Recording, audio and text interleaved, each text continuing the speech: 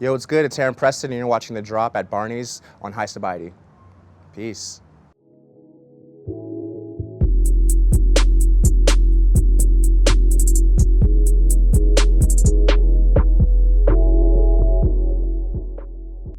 Hi, I'm Jeff Corrala from Highsnobiety. And I'm Jackie Kim of Barneys New York. And we're at The Drop at Barneys on Madison Avenue in New York City. We're here with the one and only Heron Preston. Thank you so much for joining us, man. Thanks for having me. Heron, Hey. you're here at The Drop. Out here. Tell me about the collection that you're bringing. The collection is kind of like a curation of pieces from my past collections that I've put out. So it's a lot of these ideas that I've bubbled up into you know, this drop.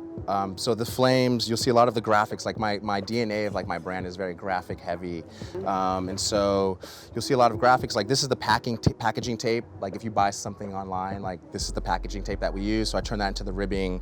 This flames is like a flames that is a skull that came out of the first collection. 24 Hour Psycho is the name of the collection. I was just like driving around New York. A lot of the inspiration of the collections and just my ideas just come from like real life, just everyday life experiences. And so I was like driving a taxi one night and I saw this like 24-hour psychic neon sign glowing in a window, and I was just like, that would be crazy, that said psycho. And then it became like the name of the collection like the next day.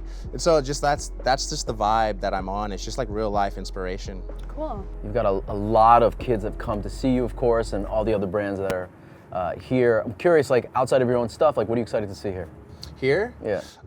Really just everyone's collections, because I know that everything is here is really unique and special just for Barneys. So I just want to see what like everyone, you know, brought out. Like I saw like this tattoo artist here. I didn't know that was happening. So I think there's a lot of special things. I just came and went directly to the DJ set.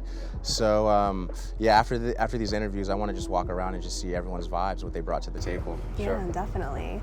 And outside of the scope of design, fashion design, what other projects are you working on? And can you tell us? Outside of fashion design? Yeah. I'm working on like, I DJ a bunch as well. I'm working on like a big party right now, actually, in LA next week. So I'll be doing this party with my friend Pedro, who does these dial-up parties. And so we're gonna do that at the Barracks. So Eric Costin gave us like his whole skate park to like throw a party in. And like that's also a big part of, you know, my life is music, is DJing, is throwing parties and like creating like awesome experiences for like my friends to like remember and talk about like for the rest of their lives. And so that's what kind of keeps me going. You talk a lot about the work that you've done and you do, being part of really just your day-to-day. One of my favorite photos of you is actually this old photo of you and Warren Buffett, if you remember back in the day. Yeah. That was a long time ago. And you know, talk about that journey, man. That was you know, you've done a variety of different things since then, and certainly the shine that you have is incredible. I'd love to know just your thoughts on that. That was funny, man. Like I was like a big nerd in school. And I was like in like the class, I was like in the president of like the class, whatever it's called. And so every, what's it called? Student council or something? Sure. Yeah. So I was in that. So every student council, like at all these like colleges, are invited out by Warren Buffett to come and take a tour of like his like local businesses in Omaha, Nebraska.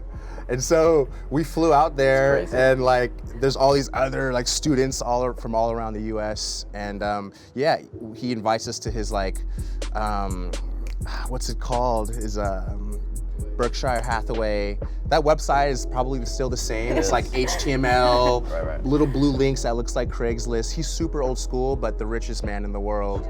And so yeah, we take tours of, you know, his facilities, and yeah, that was just like the college years in like New York. I wore like a pink polo. I was inspired by like Cameron at the time, and like had a pink polo, and so that was like BlackBerry days. Like, so I gave my friend my BlackBerry, and I like position myself and him to look like we were the only ones.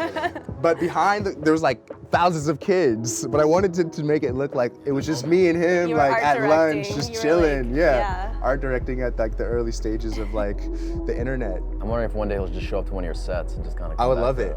He has a really funny photo where, or a signature pose where he takes with people where he's like whispering in your ear, where he's giving you like stock exchange secrets and like money making secrets. Yeah. Like if you Google like any photo, but he's like always whispering in someone's ear. Oh, I love that. It's hilarious. I also love that you were the president of your college. Yeah. That's like amazing. at Parsons. Oh, that's so cool. I It was love that. weird. I really was like wanting to just really be involved because I was like excited to like be in New York and get accepted to Parsons, which at the time was like this very prestigious, hard to get into school. So I was like, I want to get involved in like everything. I want to take over, like take advantage of just like being out here. So yeah, I was just like nerding out, nerding out.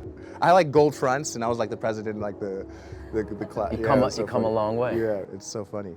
Talk about what things are like for you today in the sense of what's happening on the streets. You know, you have, I hate to use the word influence, but kids pay attention to what you do, and certainly the crew that you roll with. Right. And I'm wondering, is that heavy on you at times?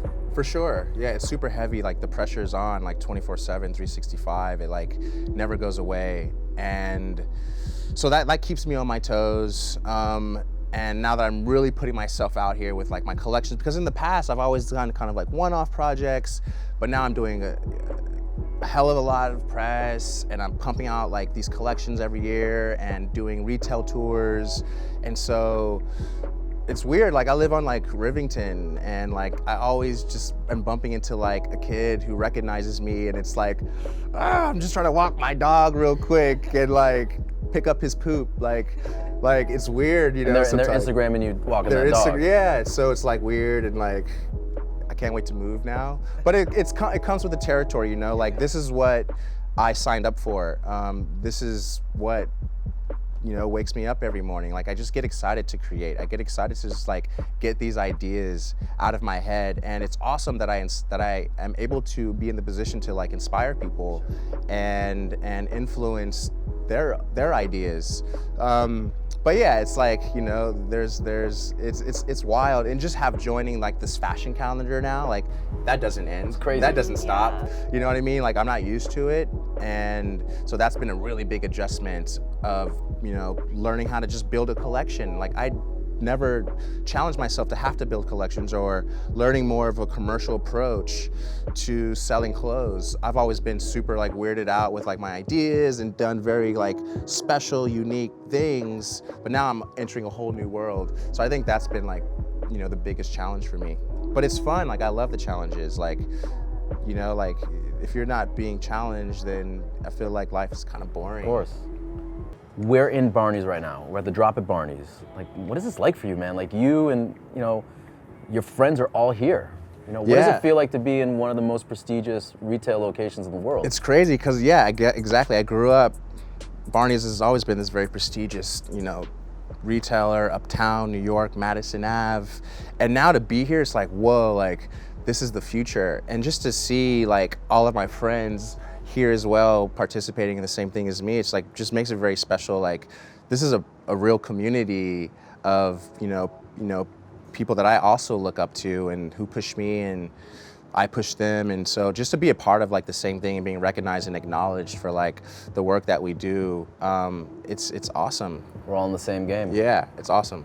We've been asking a lot of our guests about this idea of the word streetwear. Yeah. You know, this thing's been around a long time. Yeah. You know, some people believe it kind of bottlenecks you into a position. You know, other people believe it's sort of just an open view of what's happening. Yeah. You know, what does that term mean today, if anything? Yeah. Well, I think it's taken on a whole new meaning for a whole new group of people who are first being exposed to like streetwear at like I feel like it's getting to a mass level now, right? Yeah. Because you see a lot of the crossover with like the Louis Vuitton collaboration with Supreme, or like all of these Real pinnacle moment. Yeah, it's a crazy pinnacle moment where we're here, you know what I mean? Like I'm seeing like super rich people like into streetwear all of a sudden, you know? And so it's I think it's an interesting time. So to go back to the question, like, I've always had a bone to pick with the term streetwear because it never really kind of defined like who I personally was, even though I really love streetwear and streetwear really is like the culture that raised me. I felt like I was bigger than that for some reason. And I remember I wrote an article for this book called Bread and Butter. It was called like Sophisticated Streetwear, the name of my article, because I was like, man, like streetwear feels like not so much of like a very premium thing, high end. Like, so I remember I took a photo with like me wearing a suit for like a streetwear article. I remember this book actually. Yeah, I like wore a suit for just trying to just like think outside of the box of like what streetwear was known as then. But yeah, it's come a super long way. It's come a super long way. I think it's just because of like just the authenticity and like the connection and like the connection to the streets, just like real people, the youth really driving it, and I think it's really like the moment of the youth right now. Heron, cannot thank you enough for the time you spent with us, man. Really appreciate it. Thank you for having me.